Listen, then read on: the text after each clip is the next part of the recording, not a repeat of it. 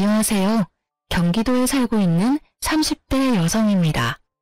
벌써 올해도 마무리가 되어가고 있네요. 여러분은 어떤 한 해 보내셨나요? 저는 참 다사다난한 날들을 보냈습니다. 사실 올해 중 제가 가장 잘한 일이 다름 아닌 이혼이라서 조금 멋쩍기도 합니다. 세상에, 저도 결혼 3개월 만에 이혼 도장을 찍게 되리라고는 꿈에도 몰랐거든요. 남편과는 소개팅으로 처음 만났습니다.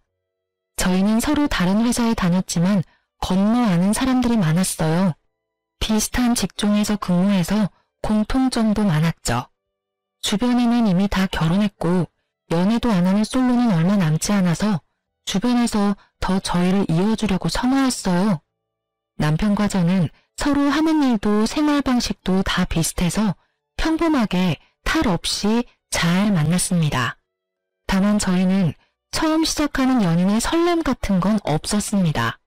그래도 편안한 만남 자체는 너무 좋았고 자연스럽게 결혼까지 흘러갔어요. 뭘 하든 혼자 하는 게 익숙했는데 옆에 짝꿍이 있으니 든든하더군요. 오랜만에 느끼는 안정감이 좋았습니다.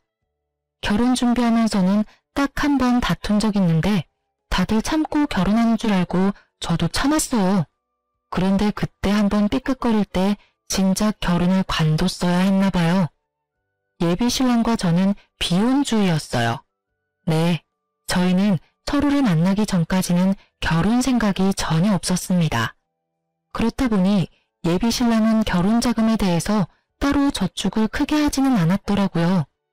예비 신랑은 본가에 살면서 자주 해외여행을 다녔다고 합니다. 그래서 수중에 모은 돈이 별로 없다고 초반에 제게 솔직히 전부 털어놓더군요. 저는 재산은 전혀 개의치 않았습니다. 각자 직업이 있고 돈이야 앞으로 모으면 된다고 생각했거든요. 무엇보다 옆에서 봤을 때 예비 신랑의 경제적 관념이나 씀씀이가 나쁘지 않았어요. 그리고 같은 비혼주의라도 저는 재테크랑 부동산에 워낙 관심 많아서 재산이 좀 있었어요. 부부 중에 한 명이라도 제대로 자리 잡혀 있어도 저는 괜찮다는 주의였습니다. 그런데 차라리 이왕 하는 결혼 더 계산적으로 조금 더 따지고 할 걸 나중에 후회했습니다. 저기요, 만약 우리가 결혼한다면 아주 작은 원룸에서 시작해야 할지 몰라. 저번에 말했다시피 나 모은 돈이 많지 않거든. 원룸? 괜찮아. 신혼집은 내가 할 테니까 걱정하지 말고 혼수를 당신 쪽에서 해줘. 집을 자기가 마련한다고? 무슨 돈으로? 자기 저번에 대출도 있다고 하지 않았었나? 신혼집은 어떻게 마련하게? 그리고 아무리 그래도 집은 남자가 해야지. 좀 좁긴 하겠지만 내가 잘 구해볼게. 아니야. 시대가 어느 시대인데. 집 구하는 남자 여자 할 게 뭐가 있어. 그냥 집은 내가 하게 해줘. 나 지금 살고 있는 집 전세라서 돈 묶여있잖아. 그걸로 우리 신혼집 마련하면 돼. 그렇네. 와, 진짜 다행이다. 자기 덕분에 우리 신혼집은 해결이네. 전부 솔직하게 말해줘서 고마워. 나도 처음에는 모양 빠져서 돈 없다고 말하기 좀 부끄러웠어. 그런데 자기가 먼저 나한테 대출 있다고 솔직하게 오픈하는 모습 보고 나도 용기 낸 거야. 우리 둘 앞으로 열심히 일해서 갚아나가자. 그래, 말이라도 고마워. 그렇게 예비 신랑은 솔직했고 돈 앞에서 제게 자존심을 부리진 않았어요. 그런데 사람이 좀 선택적으로 솔직하더라고요. 그놈은 정작 중요한 문제를 제게 사실대로 말하지 않았었습니다. 부모님이 이혼하고부터는 할머니 손에서 쭉 자란 저는 아예 부모와 연을 끊고 사는 고아였습니다. 할머니도 돌아가셔서 제게는 이렇다 할 친정 식구가 없었거든요. 하지만 예비 시댁에서는 그런 걸로는 문제 삼지는 않더군요. 오히려 그땐 잘 컸다고 제게 칭찬했어요. 상진이한테 들었다. 신혼집은 새애기 너가 해온다고? 네, 아버님, 제가 신혼집 해오고 이 사람이 혼수 마련하기로 했어요. 상진이 넌 아무리 그래도 그렇지. 여자한테 집을 해오게 만들면 어떡해? 사내 녀석이 모양 빠지게. 여보, 좋은 날 또 왜 그래요? 효정아, 너희 시아버지가 벌써부터 며느리를 얼마나 생각하는지 몰라. 글쎄, 집은 본인이 해주겠다고 이렇게나 상활한다. 어머님, 아버님, 저희 좋게 봐주세요. 결혼은 최대한 저의 능력으로 하고 싶어서요. 보셨죠, 아버지? 제가 그렇게 하자고 한 게 아니라 효정이가 그러겠다고 한 거예요. 효정이 정말 마음이 넓고 착하거든요. 그러게, 할머님께서 우리 며느리 참 예쁘고 바르게 잘 키워주셨구나. 살아계셨으면 감사 인사라도 드리는 건데. 그러고 보니 효정이가 마음이 참 쓸쓸하겠구나. 말씀만이라도 감사해요. 참 요즘 보기 드문 참한 며느리감이야. 세아가, 내 아들이 아직은 가진 게 별로 없지만 이제 결혼하면 마음 잡고 살 테니 걱정하지 마라.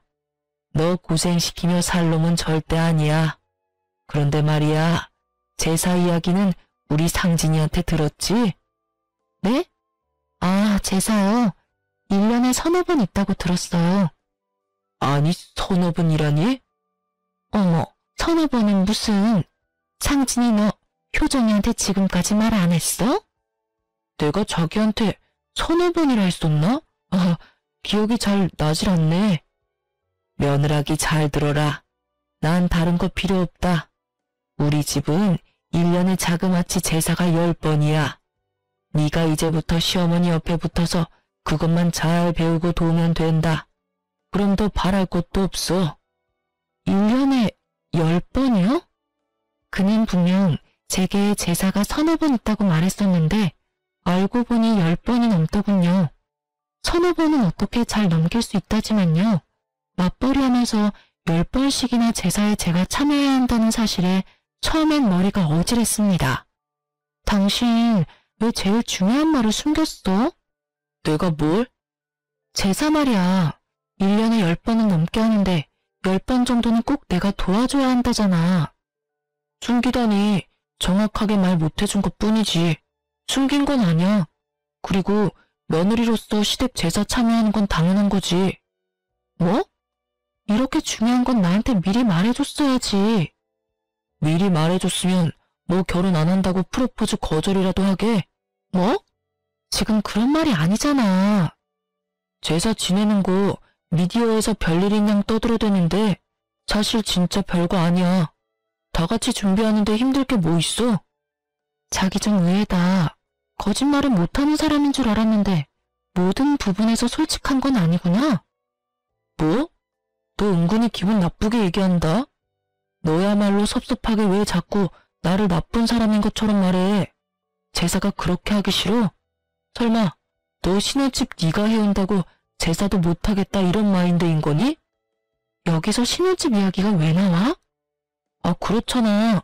신혼집 내가 있어도 네가 이런 식으로 나한테 갑질했을까? 자격지심인 건지 갑질이라는 표현을 쓰면서까지 예비 신랑이 매우 씩씩거리더군요. 여러분이 보기에도 집 해오는 조건으로 제가 갑질하는 걸로 보이시나요? 방귀 낀 놈이 성난다고 저는 너무 어이가 없었습니다. 분명 자기 집 제사 서너 번이고 서로 바깥일하니 신경도 안 써도 된다고 말한 건 본인이었거든요. 갑질이라니 무슨 말도 안 되는 소릴. 당신이 나보고 제사는 신경도 쓰지 말라며. 집을 내가 해오는 걸 떠나서 솔직히 말해서 제사 매번은 못 도와드려. 내가 집을 안 해왔어도 내 입장은 똑같아. 우리 각자 얼마나 힘들게 일하는지는 당신이 제일 투명하게 잘 알잖아. 직장 생활하면서 1년 제사 다 챙기기 어려워. 그러니까 당신이 어머님 아버님께 미리 내 입장 제대로 말씀드려. 난 지금 제사도 제사지만 당신이 당연하다는 식으로 구는 게 제일 이해 안 가고 기분 나빠.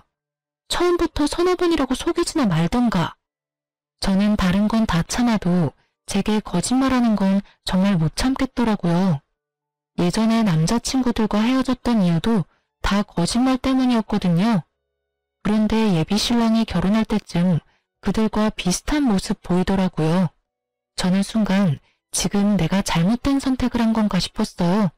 그 아차하는 순간 멈췄어야 했는데 저는 그만 시부의 설득에 넘어가고 말았습니다. 결혼 앞둔 예비 신부가 싸우고 연락 두절이니 예비 신랑도 애탔겠죠. 시부에게 SOS라도 쳤는지 완전 고지식해 보였던 시부는 엄청 다정하게 저를 다독이더군요. 세아가 네가 얼마나 놀랐으면 상진이한테 연락도 안 하고 숨어버렸니? 저번에 말했듯이 내게 제사는 참 중요해. 하지만 난 제사보다 사람이 더 중요하단다. 설마 너 바깥일 하는 거 알면서도 내가 귀한 며느리 고생시키겠니? 네 시엄마도 똑같은 생각이야. 가르쳐 주려는 마음이지. 부려먹을 생각은 추워도 없다. 네 시아버지 말이 맞아, 아가. 우리가 널 어떻게 부려먹니? 게다가 너 할머님 돌아가시고 제사도 한번 지내본 적 없을 거 아니니? 하나뿐인 핏줄인데 너도 분명 나중에 할머님 제사 챙기고 싶을 거야. 나한테 미리 배운다고 생각하렴. 시부는 제사가 너무 많아서 깜짝 놀랐을 제 마음을 다 안다며 아들놈 혼내주겠다고 저를 편들어줬어요. 제사 이야기는 둘이 상의가 된 일인 줄 알았다고 하더라고요. 그래서 제사 전부 다 도울 필요 없이 딱 1년에 5번만 도와달라더군요. 시모도 옆에서 너무 미안하다고 맞장구 쳤어요. 예비신랑도 뒤늦게나마 용서를 구하고 시부모가 나서서 저를 편들어주니 저는 결국 못 이기는 척 사과를 받아줬습니다. 사실 저희 할머니 독실한 크리스천이라 제가 따로 제사 지낼 일도 없었어요. 하지만 시부모에게 굳이 덧붙이지는 않았습니다. 제사가 1년에 10번 넘게 있는 거 알게 됐지만 그렇게 참고 결혼에 결국 꼴이 냈습니다. 사실 속으로는 5번도 많다고 생각했어요. 그런데 세상에 제사상 한 번 못 차려보고 황당하게 이혼할 줄은 몰랐습니다. 그래도 제사 문제가 금방 잊힐 만큼 결혼 생활 초반은 아무 일 없이 잘 지냈습니다. 남편은 결혼하고 나니까 확실히 연애 때보다 더 살뜰히 제게 잘해주더군요. 아침엔 출근하느라 둘 다 바쁜데 남편은 꼭 저보다 먼저 일어나서 아침 식사를 준비했습니다. 평소에 제가 제일 약한 부분이 잠이에요. 그래서 혼자 살 때는 따로 아침 식사를 챙겨 먹지도 않았습니다. 그런데 남편 덕분에 몇 달 아침 챙겨 먹으니 속이 든든하고 따뜻해서 고맙더라고요. 여보, 일어나. 지금 일어나야 같이 밥 먹고 출근할 수 있어. 자기야, 아침인데 고생스럽게 뭘 또 이렇게 많이 차렸어. 엄마가 준 반찬이지 뭐. 내가 한 건 계란 후라이 뿐이야. 맛있게 먹어. 오늘도 화이팅 하자. 응, 고마워. 나도 자기처럼 아침에 일찍 일어나고 싶은데 쉽게 눈이 안 떠져. 자기 원래 아침잠 많잖아. 괜찮아. 아침은 나한테 맡겨. 그때까지만 해도 저는 남편이 차려주는 아침이 그의 사랑이 담긴 배려라고 생각했어요. 저녁은 항상 남편보다 더 일찍 퇴근하는 저 혼자 준비하니까 아침이라도 신경 써서 차려주나 싶었죠. 그런데 그 아침밥은 남편이 미리 세운 계획 중 일부였더군요. 신혼 초 사랑 담긴 순수한 아침밥이 아니라 그건 일종의 뇌물 같은 거였나 봐요. 남편은 점점 숨겨둔 본색을 드러냈습니다. 자기야, 우리 이제 슬슬 통장 합칠까? 어차피 우리 월급도 비슷하게 벌고 네 통장 내 통장 할 거 없이 재산을 슬슬 합쳐야지. 생활비 입금하는 것도 몇 번 하다 보니 별로야. 귀찮게 일일이 다 계산해야 하잖아. 난 은근히 숨 막혀서 이런 건 딱 질색이야. 결혼한 지 얼마 되지 않아서 생활비 어디서 어떻게 쓰일지 잘 모르잖아요. 그래서 달마다 쓴 총 금액을 계산해서 각자 반씩 부담하고 있었습니다. 그렇게 1년 동안 생활 방식을 보고 적정 금액 정해서 생활비 각출하기로 했는데 남편은 갑자기 통장을 합치자더군요. 어차피 계산도 제가 다 하는데 귀찮다면서요. 게다가 저희는 월급이 비슷하지도 않았어요. 남편 월급은 300만 원 언저리고 제 월급은 400만 원이 훌쩍 넘었죠. 비슷한 직종이니까 버는 돈이 너무 차이가 나면 상대방이 민망할까봐 결혼 전에는 제가 비슷하다고 말했었어요. 응? 난 지금도 괜찮은데? 1년 동안은 이렇게 하기로 했잖아. 에이, 그러지 말고 합치자. 당신은 저녁 장 보고 나는 아침 장 보고. 그런 것도 더해서 반 나누는 거 솔직히 좀 그래. 그래? 당신이 아침 장을 따로 본 적이 있어? 거의 냉장고에 내가 봐둔 재료 쓰는 줄 알았는데. 그런데 난 결혼했다고 바로 통장 합치는 건 싫어. 합치더라도 몇 년 있다가 합치는 게 낫지 않아? 소비 패턴이 다르고 아직은 한 달에 개인적으로 쓰는 돈이 다르잖아. 아, 일단 당신 뜻이 그렇다면 알겠어. 근데 그렇게 말하니까 좀 서운하다. 응? 난 같이 잘 살아보고 싶어서 말한 건데 당신은 좀 성 긋는 것 같아서 서운해. 성 긋는 게 아니라. 됐다. 그만 얘기하자. 저는 제가 당장 달에 개인적으로 쓰는 돈이 많아서 그렇게 말한 건데 남편은 제가 선을 긋는다고 서운해하더군요. 삐진 남편은 제게 한동안 툴툴거렸습니다. 그래서 저는 좀 더 꼼꼼하게 생활비를 제외하고 각자 한 달에 쓰는 돈들에 대해서 남편과 다시 의논해야겠다고 생각했어요. 각 잡고 이야기하는 것보다 자연스럽게 아침 식사를 같이 준비하면서 얘기를 꺼내는 건 어떨까 싶어 저는 평소보다 일찍 일어났어요. 참 그날따라 눈이 번쩍 떠지더군요. 아침부터 주방에서 사부작거리는 소리가 들려서 곧바로 주방으로 갔습니다. 그런데 생각하지도 못한 남편의 충격적인 대화에 온몸이 굳어버렸습니다. 아, 엄마, 내가 언제까지 이 짓을 해야 해? 나도 아침에 더 자고 싶다고. 아니, 아버지는 왜 이런 걸 시켜서 진짜 별 효과도 없어. 지가 공주야? 보니까 내가 아침 차려주는 걸 당연하게 생각하는 눈치야. 엄마 지금 통장 합치자는 소리에도 저렇게 딱 잘라서 냉정하게 구는데 내가 엄마 아빠 용돈 드리자고 하면 쟤 아주 난리 날 것 같아. 내가 왜 자꾸 눈치를 보면서 살아야 해? 엄마, 두고 봐. 아들이 어떻게든 통장 합칠 테니까. 그러면 이 짓거리도 이제 끝이야. 그 짧은 통화 내용만 들어도 시댁과 남편이 저를 어떻게 생각하는지 짐작이 가더군요. 너무 심장이 두근거려서 일어난 티도 못 내고 다시 안방에 들어갔습니다. 상황 파악하는데 헛웃음이 나오더군요. 제가 결혼한 사람이 그렇게 앞뒤가 다른 사람이라곤 전혀 몰랐습니다. 그러니까 지금 남편이 돈 때문에 제게 아침 차려주는 쇼를 하고 있었다는 거잖아요. 저는 방에서 혼자 아무리 마음을 가다듬어도 시댁과 남편이 하는 연극에 제가 낀 느낌을 지울 수가 없었습니다. 조금 시간이 흐르자 남편은 평소처럼 다정하게 깨우러 들어오더군요. 여보, 이제 일어나야지. 같이 아침 먹자. 내가 여보 좋아하는 프렌치 토스트 준비했어요. 식탁에 앉으니 그 많은 아침 식사가 그런 의도로 준비된 거였다는 걸 다시 곱씹게 되더군요. 내가 요 며칠 퉁명스럽게 해서 미안해. 난 잘 살아보려고 말 꺼낸 거였는데 당신이 딱 잘라 거절하니까 좀 서운하더라. 화해의 의미로 내가 준비한 거니까 많이 먹어.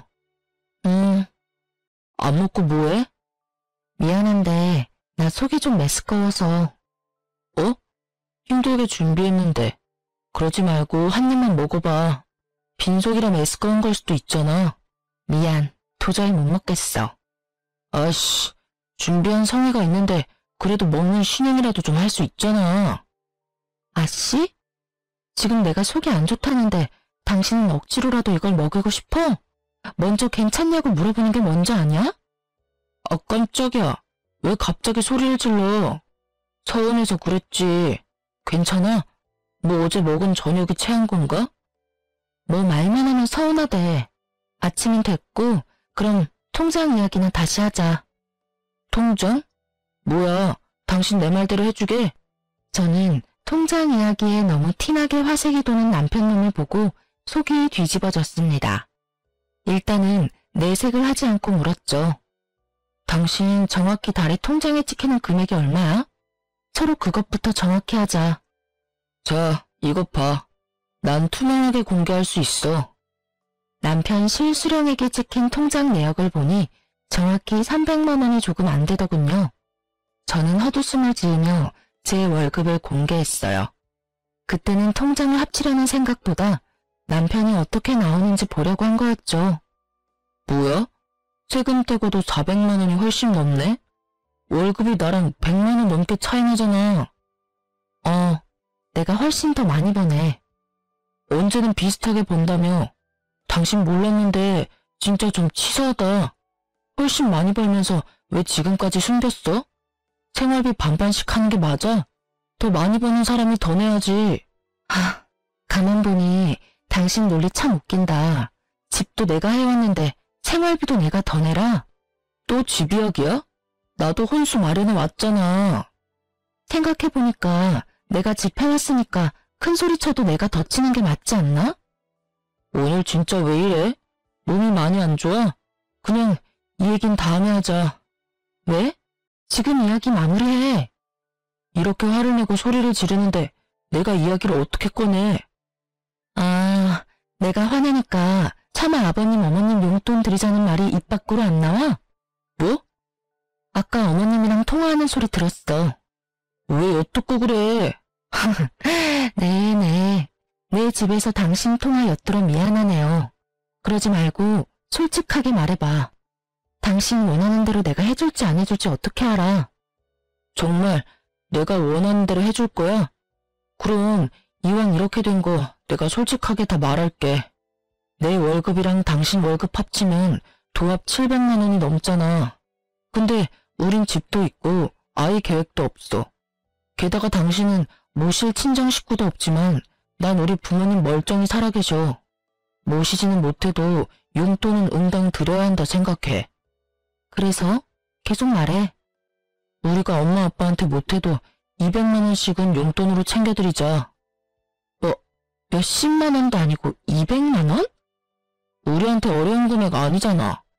어디가 아프신 것도 아닌데 왜 200만 원씩이나 드려야 해?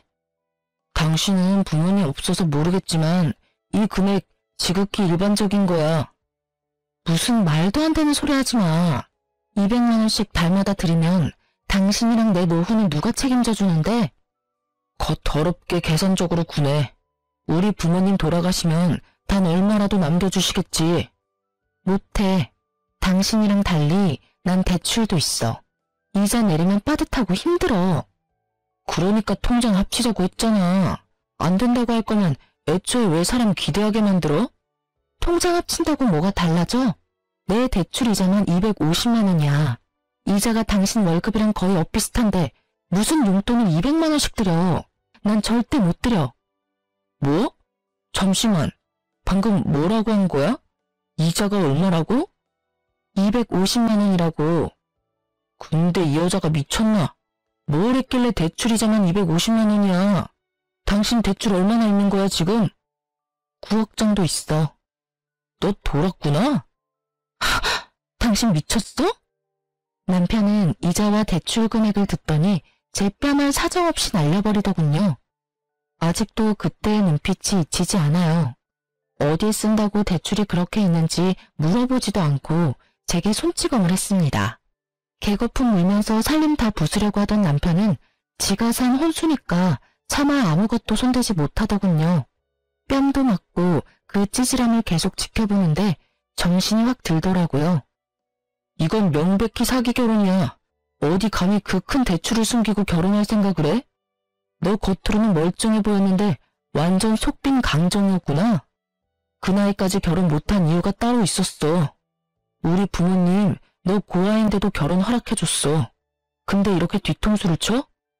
너야말로 지금 대출받은 이유도 정확히 모르면서 사람 뺨을 쳐? 이 정신 나간 여자야.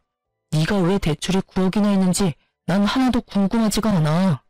그동안 내가 해먹인 아침이 아깝다. 진짜 양심도 없지. 언제까지 속이려 했어? 넌 겨우 뺨 한 대 맞은 걸로 고맙게 생각해. 생각 같아서는 확... 아휴, 됐어. 어차피 이혼할 건데 뭘 더 말해. 제가 정말 어이가 없고 억울했던 건요. 저는 사치하거나 투자를 잘못해서 9억이나 빚진 게 아니었어요. 5년 전에 무리해서 땅을 사기는 했지만 건물을 지어 올려서 현재 공시지가로 계산하면 30억이 넘거든요.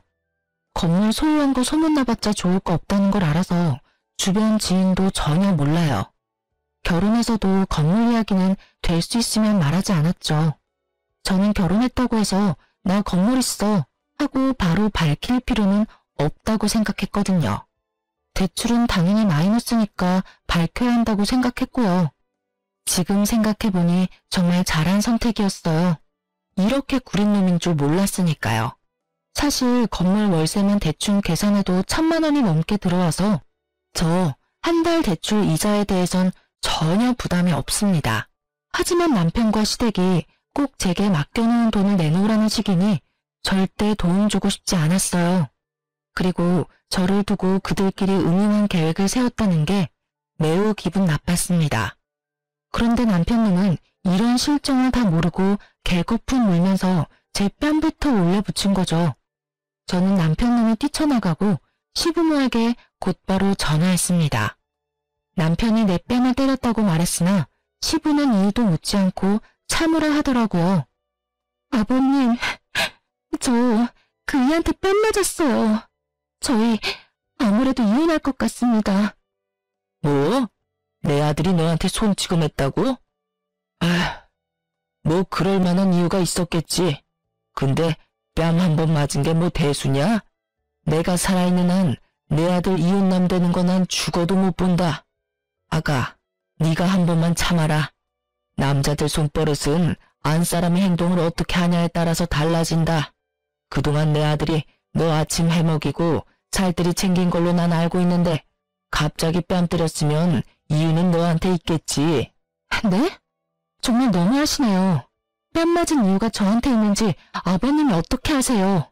그리고 아무리 잘못했더라도 폭력 쓰는 게 맞는 일인가요? 일단 내가 상진이랑 이야기 나눠볼 테니 며느리 너는 그냥 조용히 있어라. 세상 천지 핏줄 없는 네가 옆에 남편이라도 있어야지. 이건 내 아들을 위한 일이기도 하지만 다 너를 위한 일이기도 하다. 그러니 매정하다 생각하지 마라. 끊는다. 그래도 며느리라고 다정하게 대해준 시부를 조금은 믿었습니다. 하지만 그 아들의 그 아버지라고 둘 다 어리석기는 하더라고요. 시부는 자기 아들 이혼만 만들 수는 없다면서 제게 역정을 냈습니다. 역시 팔은 안으로 굽는다는 걸 그 기회로 제대로 알게 됐습니다. 시부모와 남편 자기들끼리 가족이고 저는 그들에게 이방인이었을 뿐이었죠. 그렇게 집 나간 남편놈은 하루 만에 제게 이혼 서류를 내밀더라고요. 소송으로 가면 번잡하니까 합의 이혼으로 마무리 지어. 도장 찍어. 합의 이혼? 그래, 바라던 바네. 순순히 이혼해준다니까 더 놀랍다. 너 9억 대출 있는 거 설마 이혼하고 나서 나한테 조금이라도 책임 넘기려는 건 아니지? 뭐? 혹시나 해서 이혼한 친구님한테 내가 물어봤어. 잘못하면 내가 네 빚까지 갚아야 할 수도 있다더라. 그러니까 네 재산 한 푼도 나한테 넘어오지 않도록 재산 분할 포기각 썼어. 내가 이런 것도 안 알아봤을까봐? 남편님은 자기 복 자기가 찬 줄도 모르고 제게 각서까지 쓰게 하더군요. 하마터면 저도 놓칠 뻔한 부분이었는데 오히려 정말 고마웠습니다. 하나는 알고 열은 모르니 남편의 그 멍청함에 많이 웃기는 했어요. 일반적으로 대출도 재산이 꽤 있는 사람이 받는 거잖아요. 제가 그만큼의 대출을 어떻게 받았고 또 어디에 썼는지 끝까지 물어보지 않더라고요. 그래, 너 잘났다. 근데 너 나랑 이혼하면 나중에 후회할걸? 후회는 무슨? 너 지금 우리 아빠 믿고 그러는 거냐? 내 걱정하지 마. 아버지 너 대출 9억이나 있는 거 알고 완전 개거품 무셨어. 여기까지 같이 온다는 거 내가 겨우겨우 말려서 너 오늘 목숨 건진 거라고. 이제 진짜 끝이니까 구질구질하게 붙잡지 마라. 깔끔하게 합의 이혼하면 돼. 그래? 근데 깔끔하지 않은데? 뭐? 저는 깔끔하게 이혼해주려고 냉장고에서 대파 한 단을 꺼내 그놈 뺨을 두들겨 팼습니다. 어이, 이게 무슨 짓이야? 너도 그때 야무지게 내 뺨 날렸잖아. 나도 깔끔하게 이혼하려면 내가 받은 건 돌려줘야지. 왜? 합의 이혼 말고 그냥 소송으로 가고 싶어? 내가 똥이 무서워서 피하냐? 됐다. 더러워서 피하고 말지. 그 대화를 끝으로 저는 한 달여 만에 그 머저리랑 이혼했습니다. 그놈이 원하는 대로 각서도 써줬어요. 서로가 원하는 이혼이었기에 이혼 조정 기간도 무리 없이 끝났고 이혼은 확정됐습니다. 결혼하기까지는 정말 시간 걸리던데 이혼은 마음먹으니 엄청 쉽더라고요. 드디어 등본에 전 남편 이름이 삭제되어 저는 혼자 파티를 열었답니다. 다행히 이혼 과정 중에 전 시부모랑도 제가 마주할 일은 없었습니다. 혹시라도 제가 금전적으로 들러붙을까봐 이혼까지 연락 한 통 없었던 것 같아요. 오히려 감사했죠. 그 사람들이 저한테 들러붙을까봐 저도 조마조마했거든요. 저는 바로 신혼집은 세놓고 제 건물 근처 오피스텔로 이사했습니다. 주말에는 왔다 갔다 하며 건물 한번 보고 항상 1층 분식집에서 점심을 간단히 해결했어요. 그런데 진짜 세상에 소름 돋게도 이혼하고 일주일 뒤 제 건물에서 시부랑 딱 마주쳤습니다. 저도 그렇게 마주칠 거라고는 상상도 못했어요. 제가 기존 건물 청소 용역 업체의 계약이 다 끝나서 고심해서 새로운 업체를 구했거든요. 첫날이라 업체 사람들이랑 얼굴도 틀 겸 분식집에서 먼저 밥을 먹고 있었어요. 그런데 하필 그 청소업체에 시부가 속해 있었어요. 김밥 하나 입에 넣자마자 청소하는 시부랑 눈이 딱 마주쳤습니다. 저는 굳이 마주하고 싶지 않아서 못 본 척 고개를 돌렸어요. 모자를 쓰고 있어서 못 알아볼 줄 알았는데 저의 전 시부는 기어코 분식집 안까지 들어와서 저에게 다짜고짜 따지더라고요. 사장님, 앞으로 여기 이 여자한테는 음식 팔지 마쇼. 음식이 아까워. 이 여자가 어떤 여자인 줄 알아요? 내 아들 이혼남 만든 아주 못된 물건이야. 대출 있는 것도 속이고 내 아들이랑 우리 집 말아먹으려고 한 거지라고. 거지를 식당에 들이면 되나? 어이구, 영혼까지 끌어서 대출받아서 도대체 어디에다가 썼냐? 순순히 집해온다고 했을 때 내가 의심했어야 하는데. 밥 먹고 있는 거 안 보여요, 아저씨? 뭐? 아저씨? 아, 할아버지인가? 좋은 말로 할 때 그냥 곱게 지나가세요. 당신 아들이랑 깔끔하게 이혼도 했는데 왜 이제 와서 제 속사정을 궁금해하세요? 아이고, 이제 눈에 뵈는 게 없는 모양이다 니가. 야, 넌 대출이자 내느라 허리띠 졸라매서 라면이랑 김밥밖에 먹을 게 없지? 네 팔자가 딱 이딴 분식 따위나 처먹을 팔자야. 직업 있고 월급 잘 받으면 뭐해? 빚이 한가득한데. 넌 평생 빚 갚다가 죽을 거다 이거사.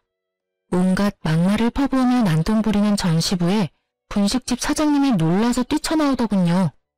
아니, 누구신데 우리 손님한테 그러세요? 나 여기 건물 청소 용역업체 일하는 땡땡땡유. 앞으로 자주 보겠네요. 장사 망하기 싫음 손님도 가려가면서 받아요. 그리고 이 여자 먹고 계산 안 하고 그냥 도망갈지도 모르니까 잘 주시하고요. 지금 남의 영업장에서 소란 피우는 게 누군데? 남의 집 귀한 딸한테 뭐라는 거야, 이 영감탱이가?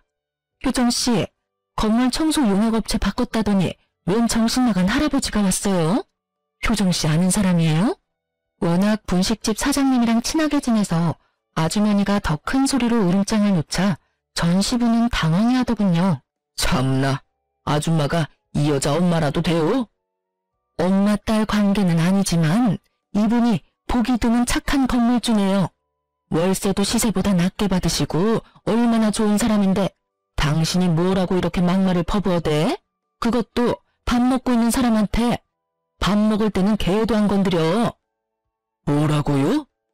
이분이 당신 업체 고용한 이 건물 건물주잖아요.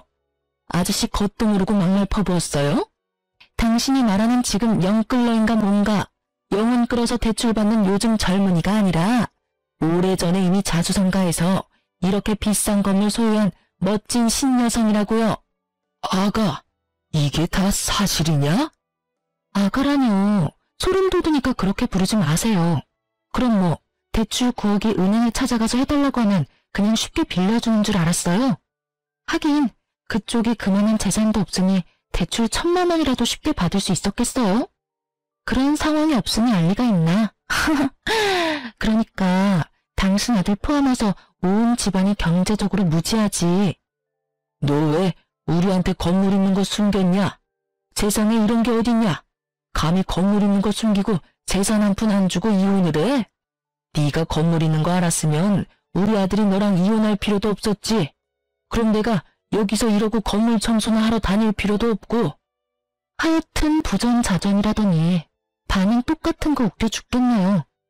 아저씨, 결혼 전에 취득한 재산에는 분할 대상이 아니에요. 그리고 아들이나 아빠나 왜 생판 남의 재산을 탐내냐고요. 심지어 지금은 이혼해서 아주 남이에요. 내가 이건 그냥 두고 못 보지. 네 건물이 우리 아들 건물이나 다름없지. 혼인 사실이 명백히 있는데 이건 사기야. 재산 조사 다시 들어가야 해. 허허, 뻔뻔하기도 하셔라. 혹시 그건 아시나? 그쪽 아들이 내 대출 조금이라도 갚아달라 할까봐 개거품 물면서 재산 분할 포기각서 쓰자고 한 거 몰라요? 그런 건 또 상의를 안 했나 봐요. 뭐? 그래서 썼냐? 당연하죠. 원하는 대로 써줬는데 뭐 문제 있나요? 안 돼. 아이고, 내 건물. 어머, 저 아저씨가 정말 노망나거나 치매 걸렸나 보네. 남의 건물 보고 자기 건물이라니. 이제 남 식사하는 가게에서 방해 그만하고 나가세요. 그리고 그 업체에서 잘리고 싶지 않으면 지금 당장 내 건물에서 나가요. 알겠어요? 아가, 내가 정말 잘못했다. 우리에게 한 번만 기회를 다오. 잠깐이지만 우리 네 식구 한 가족이었잖아. 보아라고 막말할 땐 언제고. 아가? 진짜 끝까지 소름 돋게 하네. 먼저 나 버린 건 그쪽들 아닌가요? 버려놓고 무슨 가족이래? 너 그렇게 살면 벌 받아. 내가 왜 벌을 받아요? 좋은 게 좋은 거라고. 가진 게 많으면 세상에 베풀면서 살아야지. 아, 내가 내 돈을 어떻게 하든 그쪽이 뭔 상관이야. 당신네한테 줄 돈 한 푼도 없으니까 꺼지세요. 그 사람이 벌 받는다는 소리만 안 했어도 그쯤 했을 텐데 저도 사람인지라 그 말 한마디에 이성의 끈이 딱 끊어지더군요. 전시부는 분식집 사장님이 소금을 뿌리니까 그쯤 하고 사라지더군요. 저는 바로 용역업체 사장한테 전화해서 전시부 이름 대고 그 사람 때문에 계약 파기하고 싶다며 제 입장을 전했습니다. 업체에서는 사과와 함께 계약한 기간은 채우고 싶다 했지만 저는 필요 없다고 했습니다. 한 달치 용역비는 날렸지만 더 이상 전시부와 마주칠 일 따위는 없어서 마음만은 홀가분했습니다. 그 뒤로 뭐 전시모까지 전화가 왔어요. 이혼 후 굳이 번호 안 바꿨었는데 그 일 있고 나서 바꿨습니다. 저를 붙잡고 애원하고 뭐 비슷했죠. 효정아, 난 정말 너희가 이혼하는 게 싫었단다. 하지만 내가 무슨 힘이 있었겠니? 그저 아들과 남편이 하라는 대로 잠자코 있었지. 하지만 내 아들 아직도 여전히 너 많이 그리워해. 후회도 하고 있고 반성도 하고 있단다. 그러니까요, 아줌마. 저는 돌아갈 일 없고 우리는 모두 이제 남남이고 제발 전화 좀 그만하세요. 그렇게 이혼 안 했어도 난 이혼했을 거거든요. 내가 왜 시부모한테 200만 원씩 용돈을 줘요? 아니 그건 말이다. 아들한테 효도 바라시고 남한테 효도 바라지 마세요. 끊습니다. 제가 해결해야 할 문제는 물론 그것뿐만 아니었죠. 전 남편 놈이랑 저랑 겹치는 지인이 많다고 했었잖아요. 이혼하고 한참 동안 저 빚쟁이라고 주변에 소문을 엄청 더럽게 냈더라고요. 다들 쉬쉬했는데 결국 제 귀에 들어왔어요.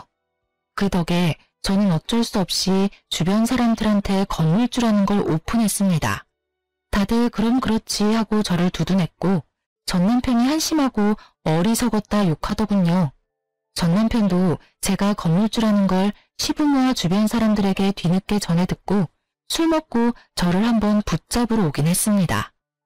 여보, 법적으로는 아니지만 아직도 여전히 당신은 나한테 여보야. 내가 얼마나 널 아끼고 사랑해줬니? 근데 넌 왜 그렇게 쉽게 져버려? 내가 아무것도 모르고 이혼하자면 당신이 말려주지 그랬어. 내가 너무 애송이했어. 대출도 자산이라는 거 몰랐어. 효정아, 나 한 번만 봐주라, 응? 엄마 아버지 다 버리고 오라 하면 그렇게 할게. 난 당신만 있으면 돼. 미친 소리하고 앉아있네. 야, 꼴에 자존심 있어서 맨정신으로는 못 매달리겠지? 술 냄새 풀풀 풍기면서 바지가랑이 붙잡고 늘어지면 내가 받아줄 거라 생각했어? 이건 또 누구 머리에서 나온 생각이니? 너희 엄마? 아니면 아빠? 너희 가족 이런 계획 잘 짜잖아. 아우, 소름 돋아. 이혼해줘서 다시 한번 정말 고맙다. 비꼬지 말고 내 진심 좀 알아주라. 진심? 그럼 내가 마지막으로 기회 줘볼게. 너 9억 있어? 내 대출 네가 다 갚아주면 네 진심 생각은 해볼게. 뭐? 내가 9억이 어딨어. 당장 9천만 원도 없는데. 그러니까 이 거지야. 그 나이 먹고 땡전 한 푼 없는 너랑 결혼해줬으면 감사합니다 했어야지. 먼저 내 뺨 올려붙인 게 누군데. 그리고 너 내가 모를 줄 알았어? 사람들한테 내 이미지 바닥으로 추락시켜놓고 이렇게 매달리는 거 양심 안 찔려? 추억하다 정말. 추잡스러워 정말. 그게 할 말 없지? 너 한 번만 더 나 찾아오면 너의 집이랑 너 더 더럽게 동네방네 소문내줄 테니까 그렇게 하라. 얼굴 들고 살고 싶으면 똑바로 살라고. 전 남편은 제 바짓가랑이를 잡고 늘어지다가 제가 악에 바친 모습을 보고 놀라서 도망가더군요. 저도 더 독하게 굴어야 더 이상 제게 들러붙지 않는다는 걸 깨달았어요. 그리고 곧바로 접근 금지 신청도 했습니다. 혹시 몰라서 전 남편이 제 재산을 노리고 스토킹한다고 경찰에 신고도 당연히 했습니다. 그렇게 다 조치를 취하자 더 이상 그놈과 그 식구들은 제 앞에 모습을 나타내지 않았어요.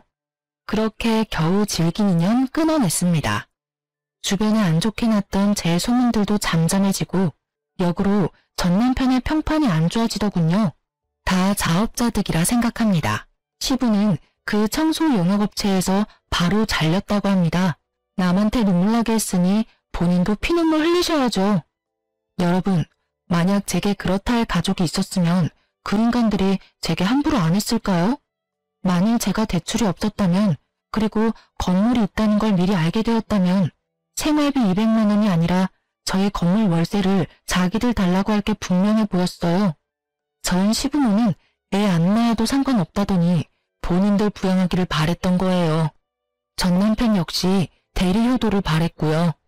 지금 생각해보니 잘못된 결혼 빠르게 이혼할 수 있었던 것도 다 하늘에서 저희 할머니가 도와주신 게 아닌가 싶습니다.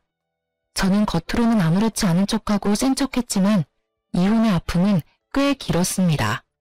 내가 모자라고 세상에 피부치 없어서 이런 서름 겪는 거란 생각도 들더군요. 건물이 있어도 월세가 들어와도 제 편이 없다는 사실에 마음은 허했습니다. 언젠가 저도 진짜 짝을 만날 수 있을까요? 이제 함부로 사람을 못 믿겠습니다. 물론 세상에 이런 사람들만 존재하지 않는다는 거 잘 알고 있어요. 하지만 지금까지 어떻게 씩씩하게 살아왔나 싶을 정도로 앞으로 살 날이 조금 두렵기는 하네요. 저는 현재 휴직계를 내고 잠시 쉬고 있습니다. 몸 건강도 마음 건강도 회복해서 얼른 밝은 모습 되찾으려고요. 여러분께서 응원해 주신다면 그 힘 감사히 받겠습니다. 그럼 지금까지 제 긴 사연 함께 들어주셔서 정말 감사합니다.